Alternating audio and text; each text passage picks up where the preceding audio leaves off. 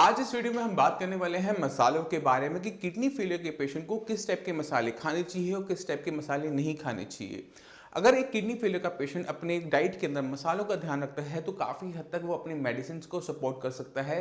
कैसे कर सकता है उसको हम थोड़ा गहराई में जानने की कोशिश करेंगे। किसी भी किडनी फेलियर पेशेंट के अंदर एक चीज़ बड़ी कॉमन होती है, वो है इन्फ्लेमेशन यानी सूजन। कहाँ की? नेफ्रॉन्स की।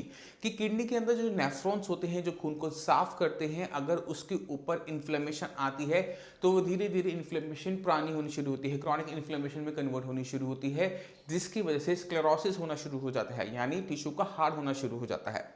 मगर अगर हम मसाले ऐसे खाते हैं जो इन्फ्लेमेशन को बढ़ाते हैं तो उस इन्फ्लेमेशन को ठीक नहीं होने देते या फिर उस इन्फ्लेमेशन को और बढ़ाते हैं। तो इसी वजह से हमें मसालों का ध्यान रखना पड़ता है। हमें उन मसालों को सिलेक्ट करना पड़ता है जिनके अंदर एंटी इन्फ्लेमेटरी प्रॉपर्टीज होती हैं, यानी वो जो सूजन को कम करने की क्षमता होती है। हमें उन मसालों से बचना होता है जो इन्फ्लेमेटरी होते हैं, जैसे आपकी हरी मिर्च है, लाल मिर्च है, काली मिर्च है। कहने का मतलब है जितनी भी पेपर कंटेनिंग, जिनके पीछे पेपर लगा होता है, ब्लैक पेपर या फिर ग्रीन पेपर या फिर रेड पेपर, हमें उनसे बचना चाहिए क्योंकि वो पेशेंट की बॉडी में जाकर इन्फ्लेमेशन को बढ़ाते हैं। इस वजह से उनको अवॉइड करते हैं। अब चलते हैं उन मसालों की तरफ जो आपको हेल्प कर सकते हैं इस इन्फ्लेमेशन को कम करने में। इसमें सबसे ऊपर आता है आपका हल्दी।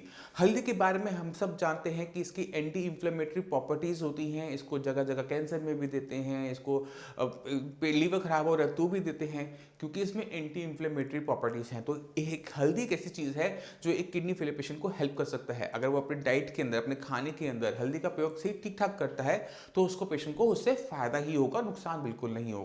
इसी तरह से दूसरी जो फूड आइटम, दूसरा जो स्पाइसेस है वो है कड़ी पत्ता। कड़ी पत्ता आप साउथ इंडिया में बहुत ज़्यादा खाया जाता है और इसके अंदर एंटी इन्फ्लेमेटरी प्रॉपर्टीज होती है। इसी वजह से इसका प्रयोग हमें अपने खाने में भी करना चाहिए। इसके अलावा जो हमारे पास मसाले हैं वो आपका हींग है, जीरा है, धनिया है, पुदीना है।